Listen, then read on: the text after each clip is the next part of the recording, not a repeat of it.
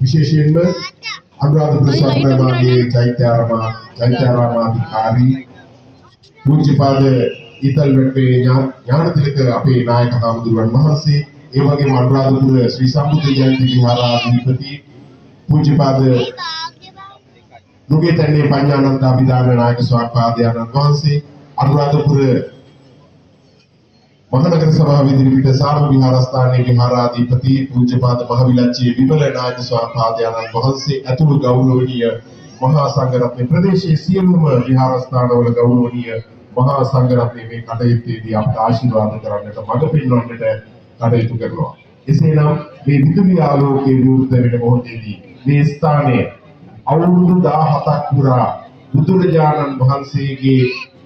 ඒ මහා උතුම් ගුණ කඳ සිහිපත් කරමින් ආමිෂයේ ප්‍රතිපත්තියෙන් විදුම් කරන මොහොතේදී සෑම වෛශාඛ්‍ය මංගලෝත්සවයකදී මේ ස්ථානයේ මේ ආකාරයට මහා පින්කමක් සිදු කරන මොහොත. ඉතින් අද දවසේ මේ ස්ථානයට වැඩම කොට වදාළ අපේ ස්වාමීන් වහන්සේ තාමත් ගෞරවයෙන් නමස්කාර පූර්ව ආරාධනය කරන ලදවා අනුශාසනාවක් පැවැත්වීම සඳහා අවසරයි අපේලා. අනුරාධපුර ධම්මික ටෙක්ස්ටයිල් අධිපතිතුමන් මැතිනිය දුවා දරුවන් මේ සියලු දෙනාම එකතු පාදා වෙලා